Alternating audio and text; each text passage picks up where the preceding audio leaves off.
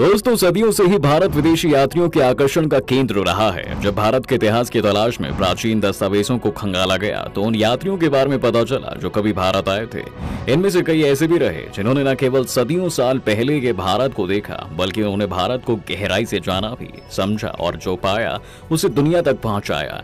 इतिहास में ऐसे कई यात्रियों के नाम हैं, जैसे हुएन सांग, अल बरूनी, फायान मैगस्थनीज, मार्को पोलो। इनके अलावा और भी कई ऐसे हैं जिसने न केवल इतिहास लिखा बल्कि बनाया भी। तो कौन है वो शख्स, चलिए जानते हैं। और आज के इस वीडियो में हम उसी की नजरों से 700 साल पहले के भारत को देखेंगे। बने रहिए वीडियो के अंत तक। दोस्तों, आज हम बात करने जा रहे हैं मोरक्को में रहने वाले एक विदेशी यात्री की। जी हाँ दोस्त, जो 22 साल की उम्र में ही वर्ल्ड टूर पर निकल पड़ा था और 30 साल तक सिर्फ घूमता ही रहा। इस दौरान उसने करीब 75,000 मील की यात्रा की। मध्यकाल में वह अकेला ऐसा यात्री था जिसने अपने दौर के हर मुस्लिम शासक के राज्य की सैर की।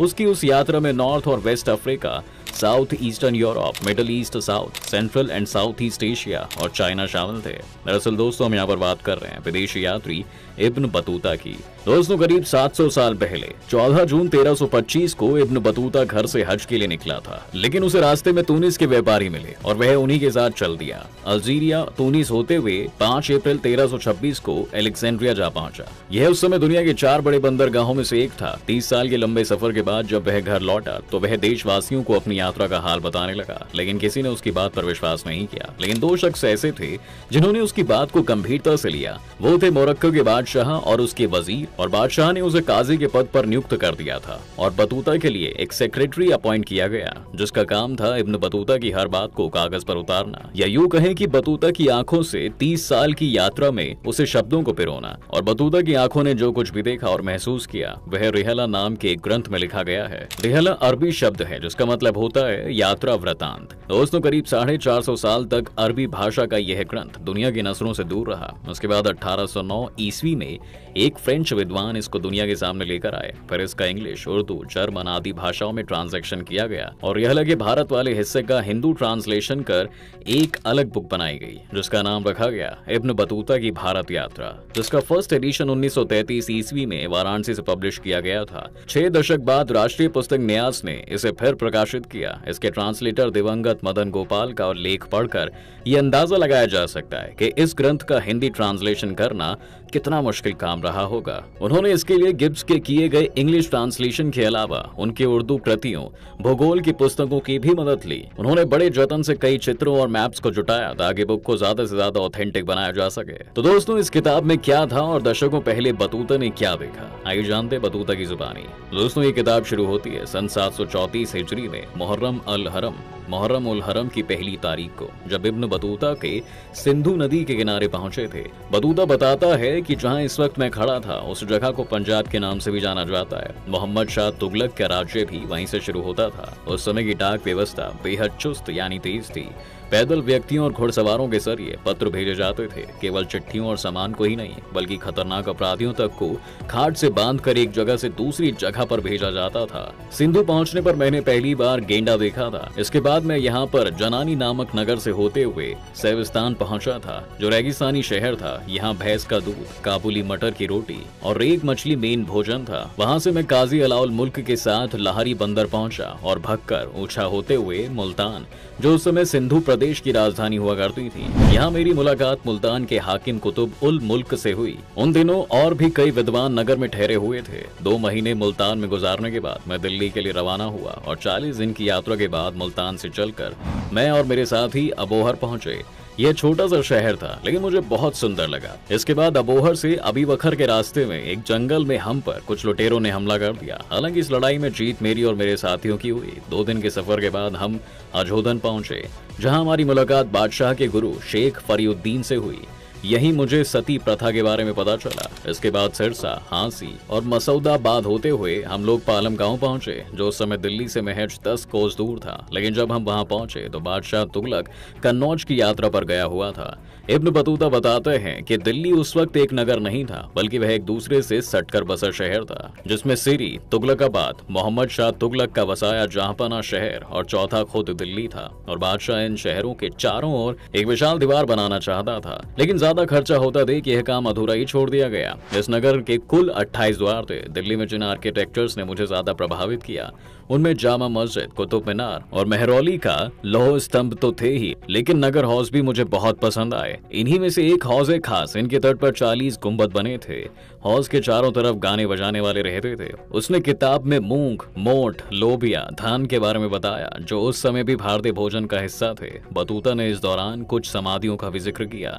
आगे वह दिल्ली के बादशाह के जरिए दिल्ली का इतिहास बताता है, जिसमें कुतुबुद्दीन ऐबक से शुरू होकर अल्तमश, रजिया, बलवन, खिलजी और मोहम्मद शाह तुगलक जैसे अनेक शासकों का जिक्र आता है। वहीं बुक के 5वें चैप्टर में सम्राट मोहम्मद शाह तुगलक के बारे में बताया गया है। तुगलक के स्वभाव के बारे में जिक्र करते हुए बतूता बताते हैं कि वह अपने ज्यादातर फैसले सही गलत का विचार किए बिना करता था। फिर चाहे किसी को दंड देना हो या दान, शायद कोई ही दिन ऐसा जाता होगा जब वह किसी भिखमंगे को अमीर ना बनाता हो या किसी की जान ना लेता हो। इसके बाद भी वह न्यायप्रिय और उदार हृदय वाले बादशाहों में गिना जाता था। उसके राजभवन को दारे सारा कहते थे, जिसमें प्रवेश के लिए कई दरवाजों को पार करना पड़ता था। पहले 3 दरवाजों पर सैनिकों का कड़ा पहरा रहता था और उनके साथ सरना, शहनाई और नगाड़े वाले भी मौजूद थे। जी हाँ दोस्तों, जो किसी इंपॉर्टेंट पर्सन की एंट्री पर साज बजाकर उनके आने की सूचना देते थे। पहले दरवाजे के बाहर जल्लादों के लिए चबूतरे बने थे, जिन पर बादशाह के आदेश पर अपराधी का सिर काटा जाता और 3 दिन तक वह कटा हुआ सिर पहले द्वार पर लटका रहता था।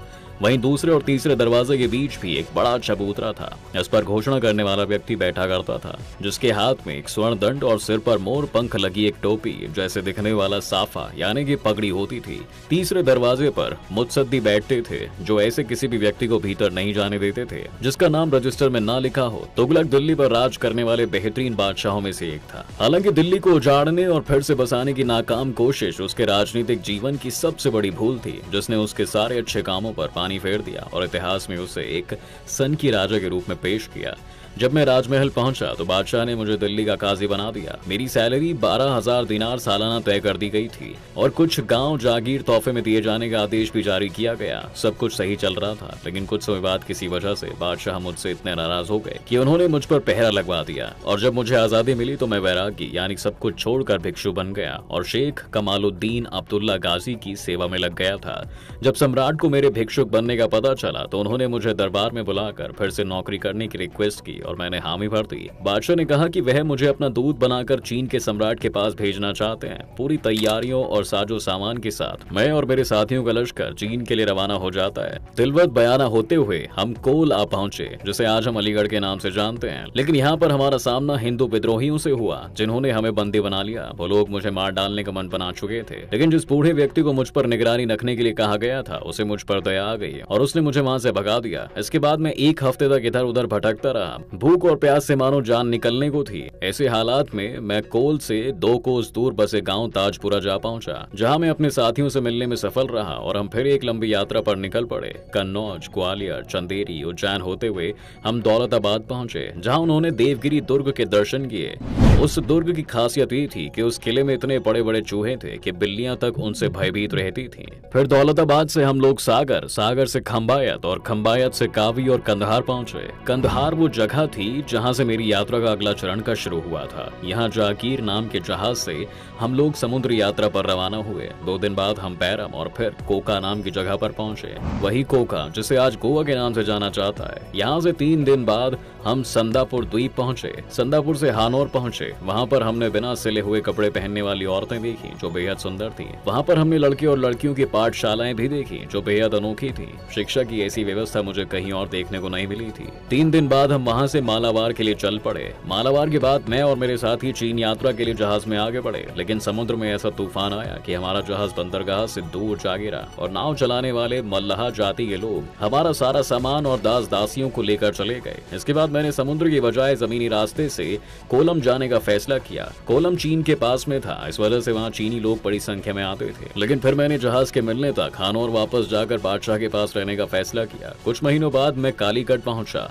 और वहां से मालदीव के लिए निकल पड़ा था। मालदीव से समुद्र के रास्ते में लंका होते हुए मऊर की ओर चल दिया, जिसे हम कोरोमंडल तट और कर्नाटक के नाम से जानते हैं। मऊर का बादशाह गयासुद्दीन दासगानी रिश्ते में मेरा साड़ू लगता था और वहां मैं महामारी की चपेट में में आ गया, लेकिन देसी इलाज ने मेरी जान बचा ली। कुछ दिन रुकने के बाद मैं जहाज लेकर कोलन के लिए निकल पड़ा। वहाँ 1 महीने बाद मैंने वापसी के लिए हानोर का जहाज पकड़ा, लेकिन रास्ते में ही समुद्री डाकुओं ने हम पर हमला करके सारा सामान लूट लिया और यहाँ तक कि यात्रियों के कपड़े तक उतरवा लिए। मैं वहाँ से बचता बचाता फिर से कालीकट पहुंचा और मस्जिद में शरण ले ली। वहाँ मुझे पता चला कि मालदीव में मेरी पत्नी ने बेटे को जन्म दिया है, तो मैं अपने आप को रोक नहीं सका और उससे मिलने मालदीव जा पहुंचा। वहाँ 5 दिन रहकर पत्नी और बेटे से विदा ली। मैं फिर से जहाज में सवार हुआ और 43 दिन लंबी यात्रा के बाद बंगाल जा पहुंचा। बंगाल में मैं और मेरे साथी सबसे पहले सतगांव आए। यह हुगली नदी के आसपास बसा था। यहाँ से हम कामरू के लिए रवाना हुए। चीन और तिब्बत से सीमाएं साझा करने वाला यह देश जादूगरों के लिए बहुत प्रसिद्ध था और आखिरकार वो समय आ ही गया जब हम चीन पहुंचे। इसके कुछ समय बाद बतूता के हबनक नामक नगर में पहुंचने के साथ ही बुक खत्म हो जाती है। हबनक के बारे में अनुमान लगाया गया कि यह स्थान आज का कामाख्या हो सकता है। इब्न बतूता की भारत यात्रा नामक इस किताब के जरिए हमें 700 साल पहले के भारत के कई ऐसे पहलुओं के बारे में पता चलता है जिनसे हम आज तक अनजान थे।